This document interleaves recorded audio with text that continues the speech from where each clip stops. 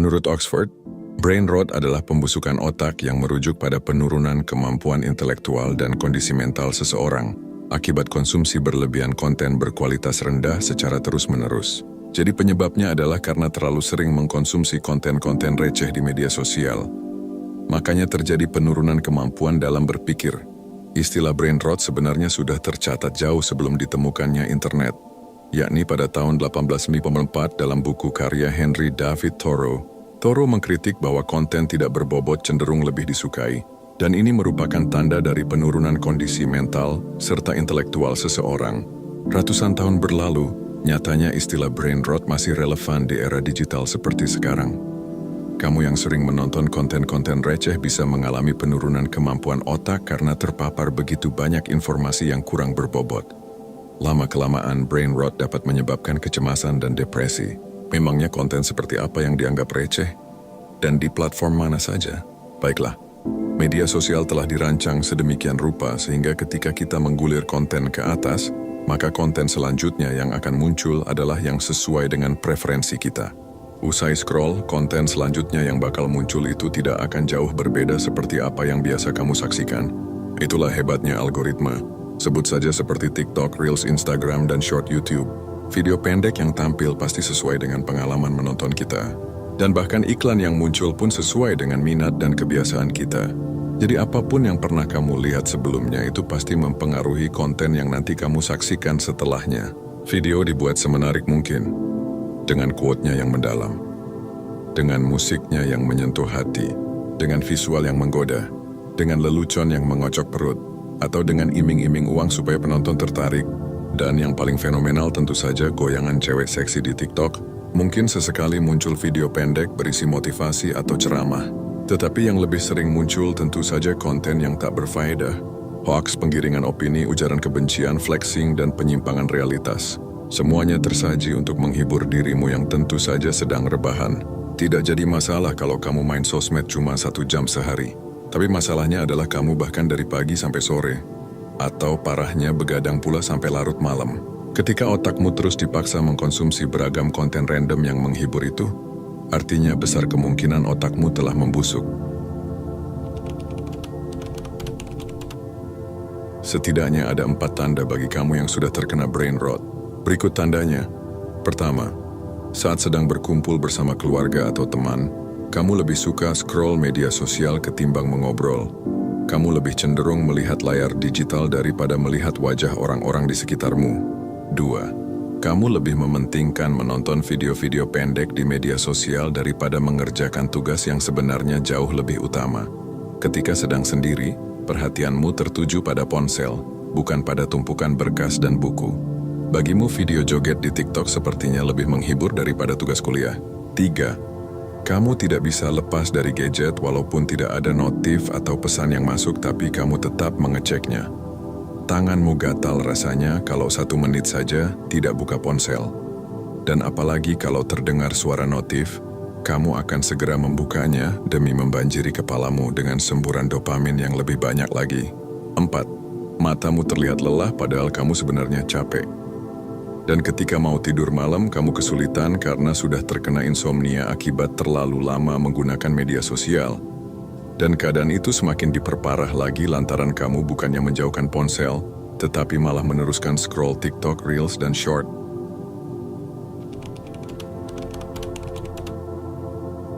Berikut adalah beberapa dampak yang ditimbulkan jika kamu memang terindikasi brain rot. 1. Daya ingatmu akan turun.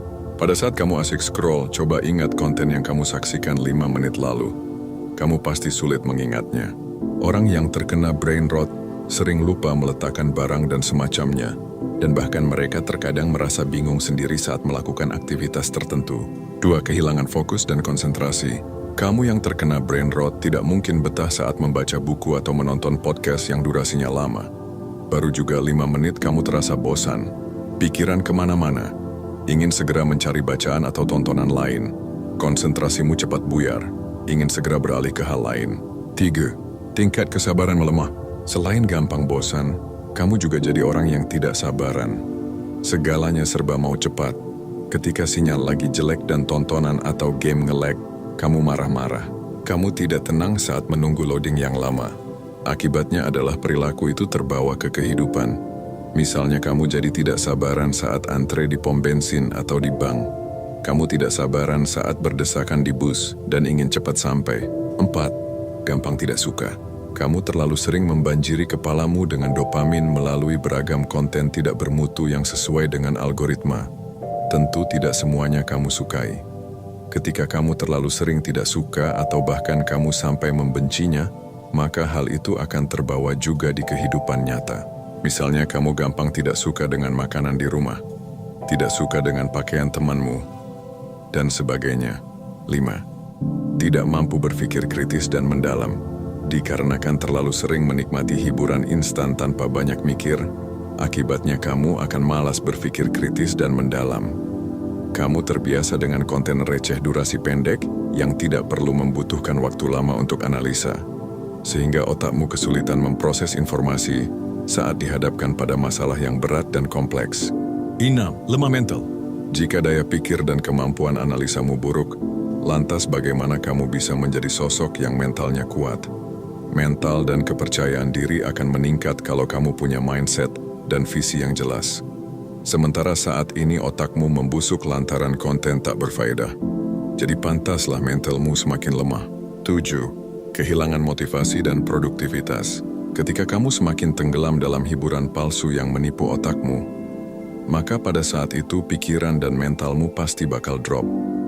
Sehingga tidak ada dampak buruk yang ditimbulkan kecuali kamu pasti akan kehilangan semangat, putus asa, dan berhenti berkarya.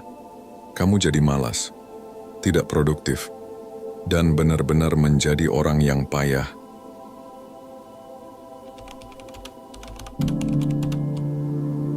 1. Upaya pemerintah.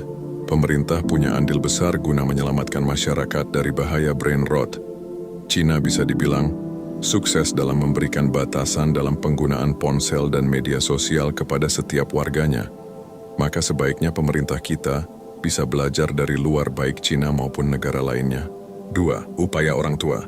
Ini merupakan kewajiban bagi para orang tua supaya anak-anak mereka yang merupakan penerus bangsa ini tidak menjadi korban selanjutnya.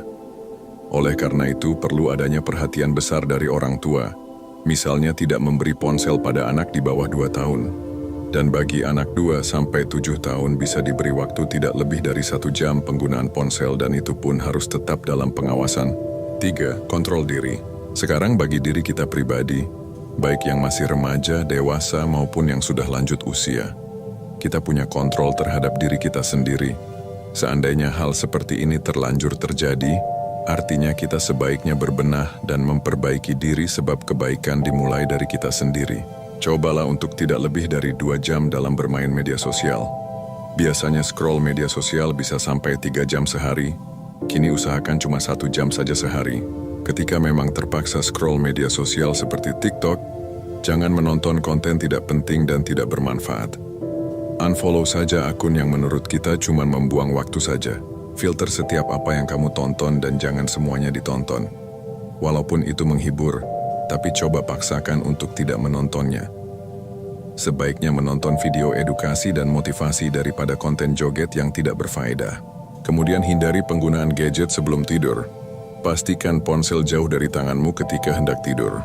Langkah terakhir adalah alihkan pada kegiatan positif yang jauh lebih bernilai seperti ibadah, meditasi, olahraga, berkumpul bersama keluarga dan teman, rekreasi, liburan, dan untuk mengembalikan fungsi otak agar lebih baik adalah kita bisa membaca buku, menulis, berdiskusi, mempelajari keterampilan baru, belajar bahasa baru, atau menyelesaikan soal-soal. Demikianlah. Brain rot bukan berarti otak kita benar-benar membusuk seperti makanan basi. Akan tetapi sebenarnya isi pikiran kita lah yang membusuk sehingga bakal merusak hari-hari kita.